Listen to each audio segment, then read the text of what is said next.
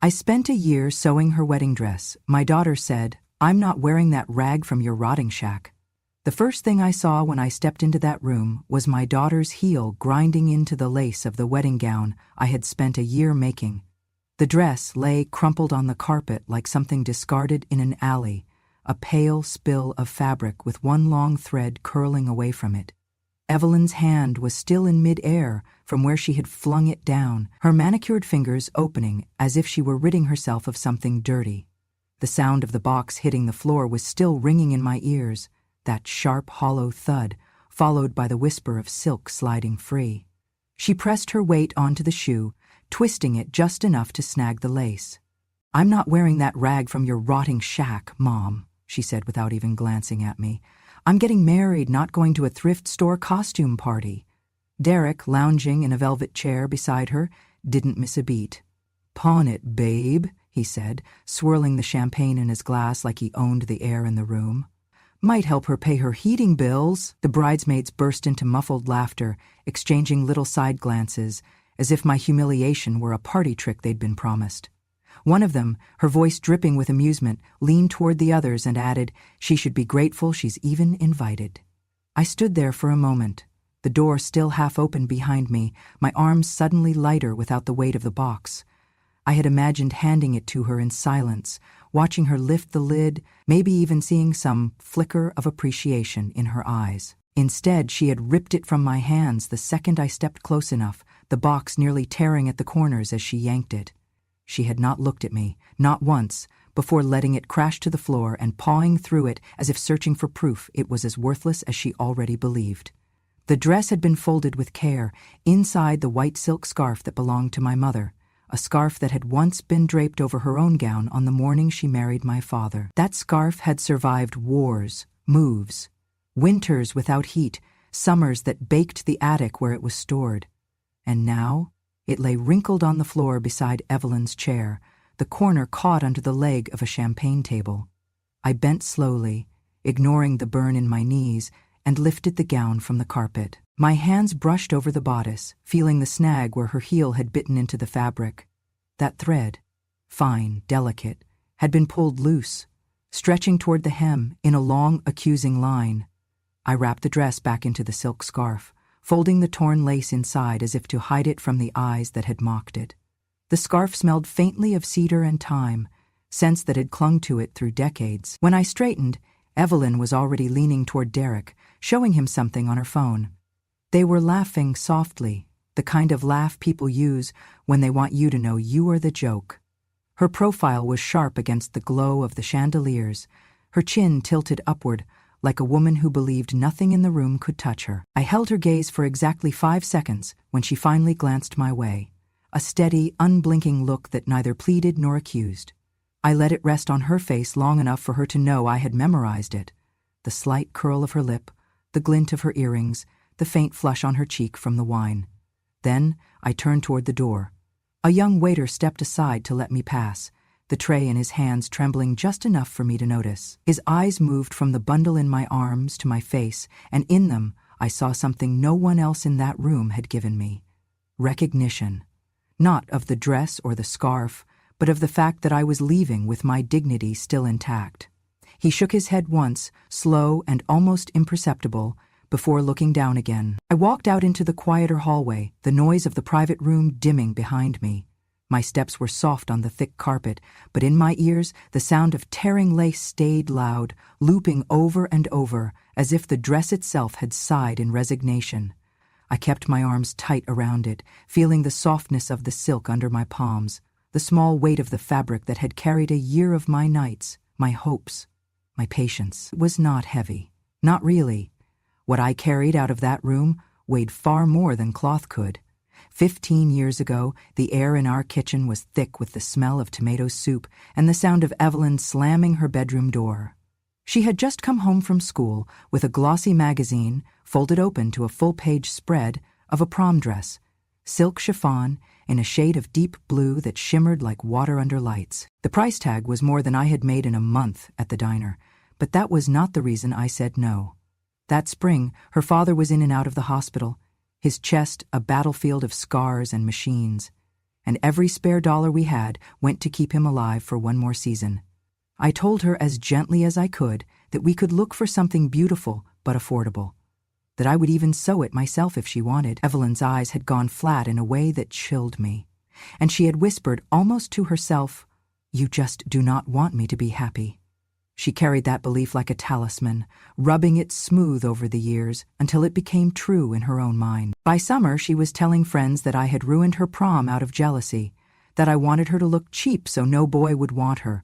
It was a small thing to the world, but to her it became the seed of every grievance. Years later, at a Thanksgiving dinner hosted by my sister, the seed sprouted in full view of the family. The table was set with the good china, the turkey steaming under golden skin, and laughter bouncing off the walls, until Evelyn's voice cut through. Someone had complimented her on a dress she was wearing, and without missing a beat she said, "Well, Mom never wanted me to be happy. She made sure of that when she destroyed my prom night." Forks paused halfway to mouths. My sister's husband gave a low whistle. The cousins glanced at me, waiting for my protest, but I was too stunned to speak. Evelyn sat back in her chair, swirling her wine as if she had simply stated a fact. From that night on, the story became family lore, told in hushed, knowing tones, always with a sympathetic glance in Evelyn's direction and a cool, dismissive one in mine. The double standards grew clearer when Derek entered the picture. Before they were even engaged, I heard about the time he had saved their future by selling a family heirloom, a gold pocket watch that had allegedly belonged to his grandfather. The truth, which I learned by accident, was that the watch was a cheap reproduction, pawned not to cover rent or groceries, but to pay off a gambling debt. Yet when Evelyn's relatives spoke of it, their voices brimmed with admiration. Such sacrifice, one of them told me, as if pawning a trinket to fix his own mistakes was on par with working double shifts to keep a roof over your child's head. The hypocrisy reached its peak just a year ago when Evelyn and Derek began planning their wedding. They wanted a venue that charged more per plate than I spent on a month of food, flowers imported from another continent, and a live band whose fee could have bought me a new car. Their credit cards were already close to their limits, Derek's investment ventures were producing nothing but excuses, and yet they came to me with a straight face and asked me to co-sign an $80,000 0-cent loan. "It will be an investment in my dream," Evelyn said, her eyes bright but hard. When I refused because I had seen the late payment notices, because I knew they were teetering on the edge of financial collapse, she didn't argue. She just went very still, the way she had all those years ago, and said in a voice so calm it was almost gentle, "You've always been a dream killer, Mom." The words spread through the family like spilled wine, staining everything they touched. By Christmas, I was the mother who would not help her own daughter, the cold woman who had denied her only child the wedding she deserved. No one mentioned the unpaid bills, the maxed-out cards, the risk of losing my own home if they defaulted. They did not want to hear it. Evelyn had given them a simpler story, one they could repeat over holiday dinners and in phone calls with relatives. I was jealous, I was stingy, and I had been that way all her life. In her world, Derek's reckless spending was living fully. His gambling debts, lessons learned, his fake watch a noble sacrifice. My caution, my refusal to dig myself into a hole to fund her fantasy, was a personal attack. The scales were tilted so far I no longer recognized the balance. I learned to keep my answers short when the subject came up, to let the accusations pass over me like cold wind. But I kept every word she had said tucked away, every look, every shrug when someone else repeated the lie. I knew they were weaving a story where I was the villain. I also knew that stories have a way of changing when the ending comes from a place they never expected. The wind around the cabin never really stopped in winter. It slid through the pine trees and pressed itself against the walls, finding the smallest gaps in the old wood to whistle through. At night it rattled the loose pane in the kitchen window and made the beams creak like an old ship. The smell inside was the scent of my life, aged pine, damp from snowmelt, and the faint trace of cedar from the chest where I kept my few good linens. On the wall above the dining table hung a clock that had been my husband's pride. It had been running a little slow ever since the day he died, and no matter how many times I adjusted it, it always fell behind, as though it too no longer saw the point in keeping up. This cabin had been in my family for 3 generations. My father had built the front porch himself, hammering nails with a rhythm I could still remember if I closed my eyes. The roof leaked in the spring, the stove needed coaxing to light, and the floorboards dipped in odd places, but it was mine. I kept it warm as best I could, stacking logs by the stove and mending the curtains when the edges frayed. I liked to think of it as stubborn rather than falling apart, like me. When Evelyn's daughter, my only grandchild, turned 6, I spent weeks sewing her a quilt. I pieced it together from soft cotton in shades of rose and cream, the kind that would warm her without being too heavy for a child. I tucked a little note in the package. Made with love from Grandma. A week later, the package came back. The box was unopened, but taped to the top was a yellow sticky note, written in Evelyn's neat, slanted handwriting. "We don't take old junk." I stood at the kitchen counter with the box under my hands, staring at the note until the words blurred. It was the only time I can remember sitting down on the cold floor and staying there long after the light outside had gone.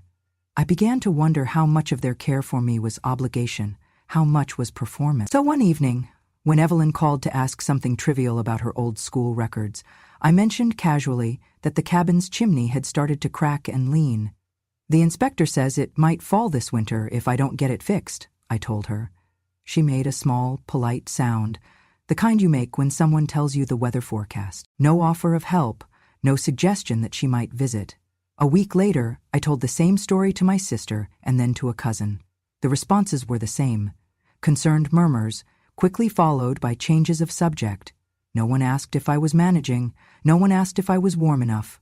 The truth was, I was fine. I had enough wood to last the season, enough savings to patch the chimney if I needed to, but I wanted to know if anyone would step forward without being asked outright. I learned my answer quickly, and yet, even after all the cold shoulders, there were lines I would not cross. Derek's mother had been in poor health for years, living alone in a small apartment in the city. I had met her only twice, but I could see in her the same quiet dignity I recognized in my own mother. When I overheard Derek one night at a family dinner complaining about the cost of her treatment, rolling his eyes as if she were a bill that would not go away, I made my decision. A week later, I transferred money anonymously to her hospital account. I told no one. It was not for thanks or for leverage. It was simply what you did when you knew someone was suffering, even if their own children didn't see the value in helping them. The days in the cabin were long and quiet. I read in the mornings by the stove, my fingers tracing the edges of books I had read so many times I could recite the endings. In the afternoons, I mended clothes or baked bread, letting the scent fill the small rooms. Evenings were the hardest, when the shadows lengthened and the silence pressed closer. That was when the absence of voices became a weight. No one to share tea with, no one to ask how my day had been. The phone calls from Evelyn were short, often requests for documents or small favors, never questions about my well-being. I told myself I didn't mind, that solitude was easier than the sting of being dismissed. But some nights, when the wind howled against the cabin and the clock ticked slow on the wall, I thought about that returned package, the sticky note in her handwriting, and the way my hands had shaken when I peeled it off the box. I thought about how family could look right through you as if you were part of the furniture, only noticing when they wanted something. And in those moments, I began to understand that my quiet was not weakness. It was the place where I kept the truth, waiting for the day it would be needed. The storm came in fast, faster than the weatherman had warned. By late afternoon, the wind had turned sharp enough to cut through my coat when I stepped out to bring in the last of the firewood. Snow swirled sideways, piling against the door, as if trying to push its way in. The sky had gone the color of slate, and the trees groaned under the weight of ice. When the lights flickered once, twice, then died altogether, the cabin fell into a silence that felt heavier than the storm outside. I lit the oil lamp on the kitchen table, its glow barely enough to reach the corners of the room. The woodpile inside was down to 3 small logs. I had been saving them for the coldest nights, but the storm made that night colder by the minute. I fed one into the stove and watched the flames catch, willing them to last. By early evening, the fire had burned low again. I went to the shed for more, only to find the rack empty. The last delivery had been delayed because the main road was iced over. Without electricity, there was no heater to fall back on, just the walls of the cabin and the blanket around my shoulders. The cold seeped into my bones slowly, then all at once. My fingers stiffened, my breath fogged in front of me. I tried warming my hands with a mug of tea, but the water cooled before I could finish it. By the time the oil lamp began to dim, I knew I could not get through the night alone. I stood by the phone for a long moment before picking it up. The line crackled faintly, but the connection held. "Sweetheart," I said when Evelyn answered, my voice softer than I intended. "I'm freezing. I don't think I can last the night." There was a pause, a faint rustle as if she were shifting the phone to her other ear. "Hold on," she said, her tone clipped. I could hear voices in the background, music, laughter. Then Derek's voice replaced hers. "Then freeze," he said, his voice flat and almost bored. "Saves us the funeral cost." The line went dead. For a moment I just stood there with the receiver in my hand, listening to the empty hum on the other end. Then I set it down gently, as if the way I handled it might change what had just happened. The cold seemed to press in harder after that, as though the walls themselves had hurt him. I went back to the stove and sat down in front of it, though it was only warm from the ashes now. My hands found the wedding dress on the chair beside me. I pulled it into my lap, letting the fabric spill over my knees. The lace was cool against my palms, the same way it had been the night Evelyn had stepped on it. My fingers traced the seam I had mended after that, the tiny stitches almost invisible in the dim light. The weight of the dress brought back another winter, many years ago, when my husband was still alive. That year the snow had been nearly as heavy, the wind just as cruel. The chimney had cracked and the fire would not hold. We had only one good blanket between us, thick and worn but warm enough if we stayed close.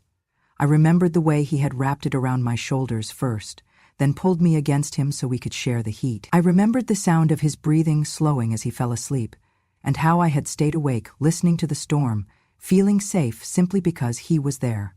Now, there was no one to wrap the blanket, no one to reach for in the dark.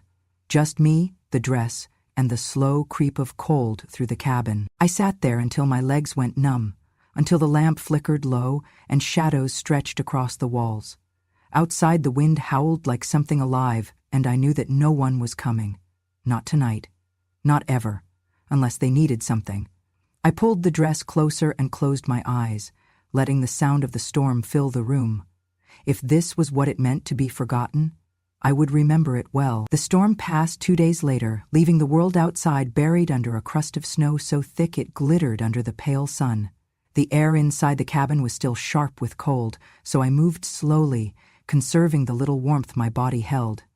I went to the cedar chest in my bedroom to look for the heavy wool blanket my mother had given me decades ago. The chest had belonged to my parents, and it had sat at the foot of their bed for as long as I could remember. Its brass hinges groaned when I lifted the lid, releasing a breath of air, scented faintly with cedar and thyme. Under the folded quilts and layers of linen, my hand brushed against something hard and flat.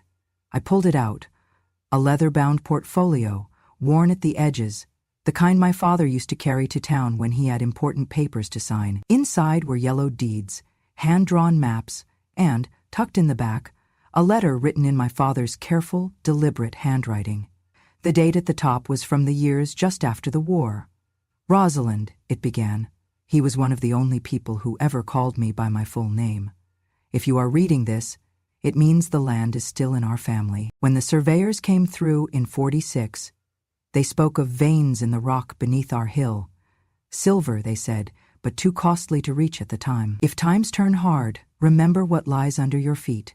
For years I had thought of that land as a quiet insurance policy, something I would one day sell to give Evelyn a start in life, a gift she would never see coming, a safety net disguised as a windfall. But standing there with the brittle paper in my hands, I realized that future had already been decided the night she ground her heel into my wedding dress. My father had been a man of few words, and seeing them on the page made my chest tighten. I traced the map with my fingertips. The ink faded, but clear enough to follow. The old coordinates were scrawled in the margins, leading to a shaded section under where my cabin now stood. Whatever lay beneath that hill no longer belonged to the vision I once had for her. The next morning, I wrapped the portfolio in brown paper and walked it down the icy road to the small office that served as our county's land records department. The clerk behind the counter was a man well into his 60s, his hair gone completely silver. He adjusted his glasses as I laid the map and letter before him. "This is quite a find," he murmured, leaning closer. His finger followed the lines on the map, and his brows lifted. "You know what you've got here? These are preliminary mineral surveys from right after the war. Most folks don't even realize they were done in this county." He looked up at me then, and I could see the spark of interest in his eyes. "If you want my advice, you should talk to a mining company before showing this to anyone else." His words stayed with me all the way home. That night, I sat by the stove with the documents spread across my lap. I thought about the dress in my bedroom, the torn lace mended with tiny stitches, the phone call in the storm, the note on the returned package. I thought about the way Evelyn had looked at me in that restaurant, her heel grinding into the work of my hands. I spent several days quietly verifying the documents with a trusted attorney in town, someone who had handled mineral rights cases before. He confirmed my father's survey matched current geological records and suggested a few companies that could move quickly while keeping my name out of the public eye. Within a week, I had reached out to a reputable mining company whose name I knew from local news stories. They sent a small team to assess the property. I stayed inside the cabin while they worked, watching through the frosted window as they marked the snow with bright flags and drove a drill into the frozen ground. 2 days later, their representative sat at my kitchen table with a leather briefcase at his feet and a smile that did not need practice. "Mrs. Hayes," he said, sliding a paper toward me, "we have confirmed significant silver deposits under your property. Based on the projected yield, we are prepared to offer you $200 million for the mineral rights." $200 million? The number seemed unreal, like a joke whispered in the wrong room. My hands stayed folded on the table. "I'll need some time to get my affairs in order," I told him. His smile faltered for a fraction of a second, but he nodded, closing the briefcase. "Of course. We can give you 3 weeks." 3 weeks. Enough time to decide exactly how this would change things and who would feel it most. That weekend, I was invited, more likely tolerated, at a small gathering Evelyn and Derek were hosting at their house.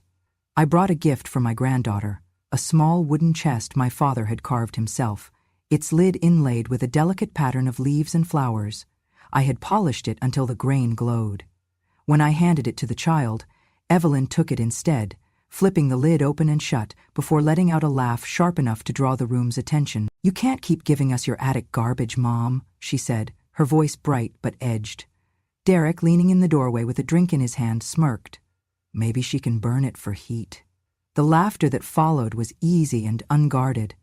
No one looked at me except my granddaughter, who seemed unsure whether she was allowed to touch the chest anymore.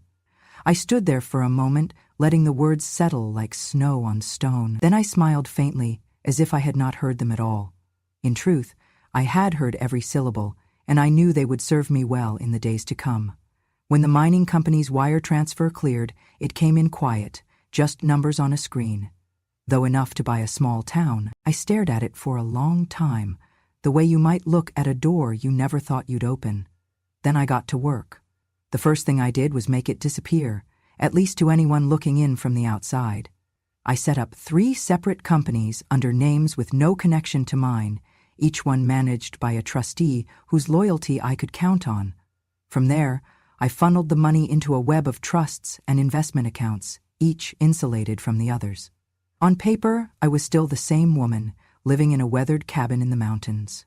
In reality, I now had the means to change the shape of someone else's world. The first shape I changed was the one surrounding Evelyn and Derek's home. Their street was lined with tidy houses, manicured lawns, and the kind of neighbors who smiled too widely. Over the next 2 weeks, one of my companies quietly purchased the empty lots and rental properties within walking distance of their house.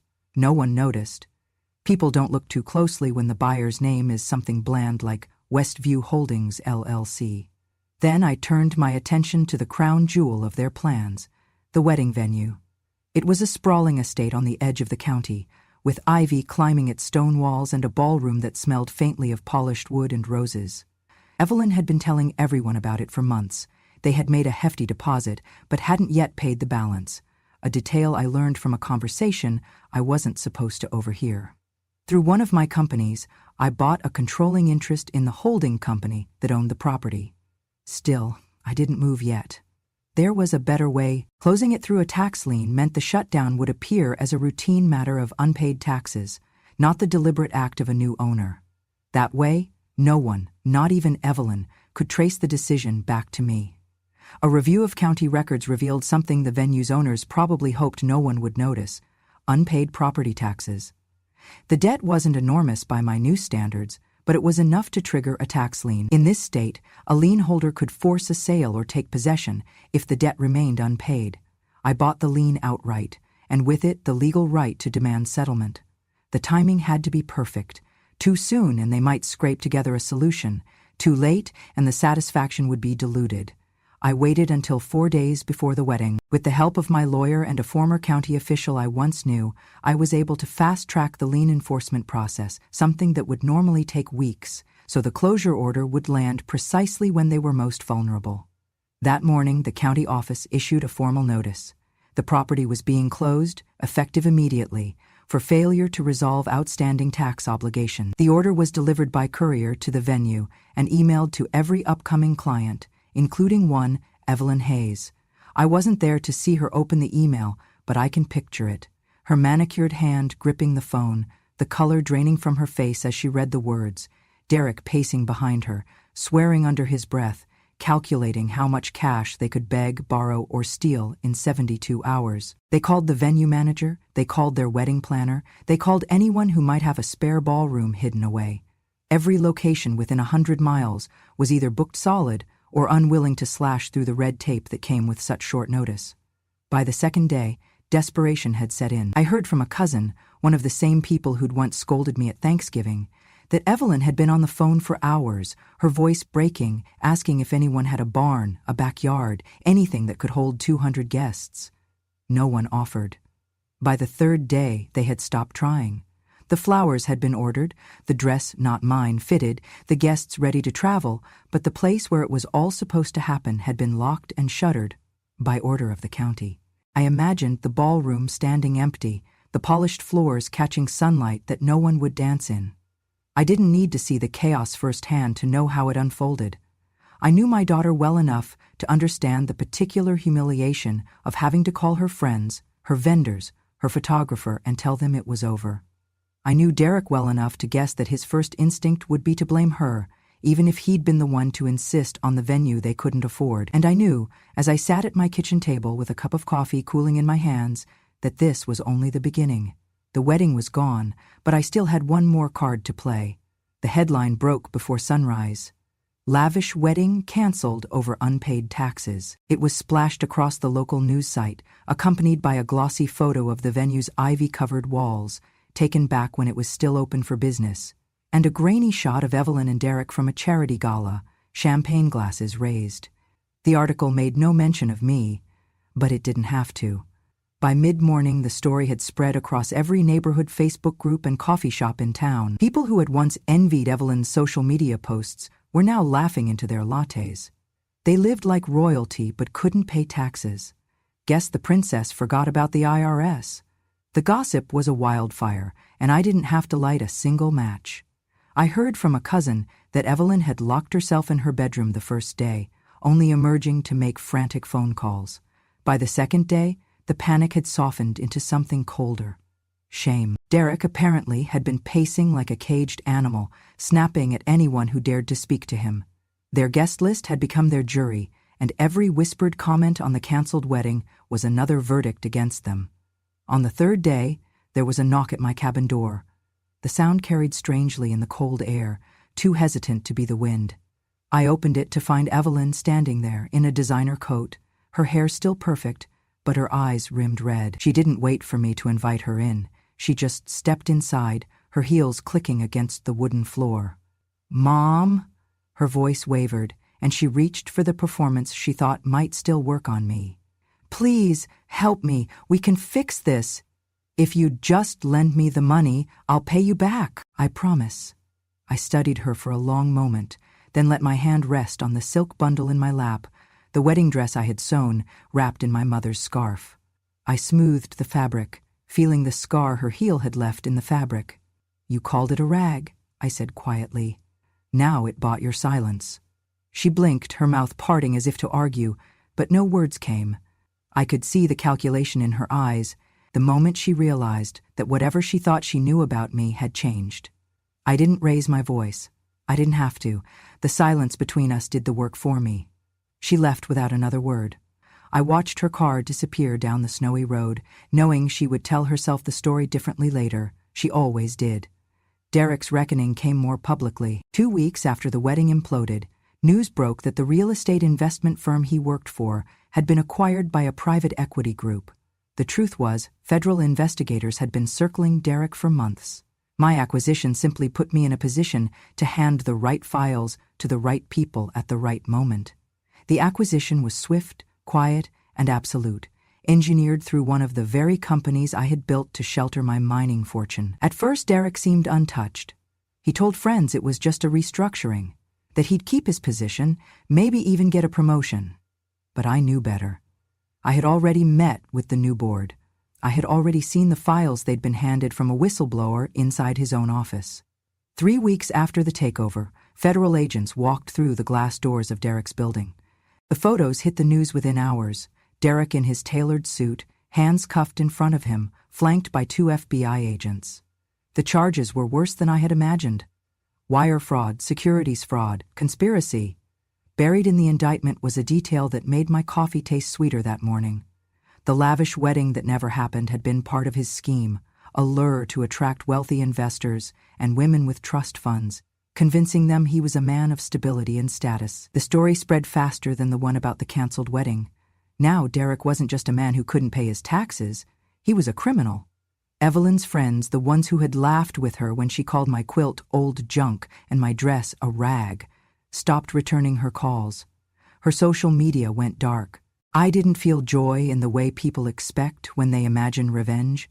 What I felt was quieter, heavier, like a balance that had finally settled after years of leaning too far to one side. And as I folded the silk scarf more tightly around the dress, I thought of my father's letter, his words about what lay beneath my feet. He had been right. It had saved me, and in its own way, it had finished what he'd started. After Derek's arrest, the walls of Evelyn's life crumbled faster than anyone expected. The divorce papers were filed within weeks, each page stamped with the urgency of someone trying to distance themselves from a sinking ship. But the stain of his crimes didn't wash off her name so easily. The friends who had once flocked to her parties and fought for a place on her guest list stopped returning her calls. Her invitations were ignored, her messages left unread. The carefully curated image she'd spent years building, the lavish dinners, the champagne brunches, the exotic vacations, collapsed into silence. Without Derek's schemes and the illusion of wealth, there was no one left to fund the lifestyle she'd worn like a crown. The people she'd thought of as friends had only ever been business partners in disguise, drawn to the scent of money. When that scent vanished, so did they. I heard from a neighbor in her neighborhood that she had sold her house quietly, the one with the manicured lawn and the expensive security system. The moving truck came at dawn, and by nightfall, the house was dark. I didn't ask where she went. Some things are better left to the wind. While her world was shrinking, mine was expanding. I bought a house near the ocean, with windows that opened to salt air and a porch wide enough for 2 rocking chairs. From my kitchen window, I could see the horizon change color with the tide. The air was softer there, warmer, as if it had been waiting for me. I didn't leave the cabin empty, though. I kept it as it was, every beam, every knot in the wood. Because some roots are worth preserving, even when you no longer live among them. With part of the money, I started a scholarship fund for older women who wanted to learn sewing, quilting, and tailoring. Too often, they were told it was too late for them to learn something new, too late to build a skill that might carry them forward. I knew better. The fund paid for classes, machines, fabrics, and even travel for women who had never been further than their own county. In the small studio I built above my garage, I displayed the wedding dress, not as a relic of what was taken from me, but as a symbol of what I could build when I refused to be broken. It sat on a mannequin in the corner, the silk catching the light that streamed through the window. I left the repaired seam visible, a deliberate choice. People asked why I didn't hide it, And I told them the truth. The strength was in the mending. A month after moving to the coast, I sent Evelyn a letter. Inside was a modest check, not enough to solve her problems, just enough to remind her that I could if I wanted to. The card with it was handwritten, my pen steady on the page. From the shack, with love. I didn't sign my name. She would know who it was from. In the evenings I sat by the window with the sea stretching out before me, the waves curling and breaking against the shore. The air smelled of salt and new beginnings. On the table beside me the dress waited. Its hem pooled like water on the floor. One night I threaded a needle with fine white silk and began to work on the last unfinished seam. My hands moved slowly, each stitch small and sure. The sound of the ocean rose and fell outside, steady as breath. Sometimes silence is mistaken for surrender. But I had learned otherwise. Silence can be a loom, and patience is the thread. And when the time comes, the seam you stitch in quiet will hold longer than anything made in haste. As I tied off the last knot, I looked up at the horizon, the sky deepening into twilight. Sometimes, I said aloud to the empty room, silence stitches a stronger seam than words ever could. And that, my dear listeners, is how a lifetime of silence turned into the loudest answer I ever gave. If my story found its way into your heart, if it made you think of your own battles fought in quiet, then you understand. Revenge has no expiration date, and dignity never goes out of style. I have more truths to tell. Some are bittersweet, some will burn going down, but all of them are real. So if you don't want to miss the next one, make sure you subscribe to Grandma True Stories. Pull up a chair on my porch, and I'll keep the kettle warm. We're just getting started.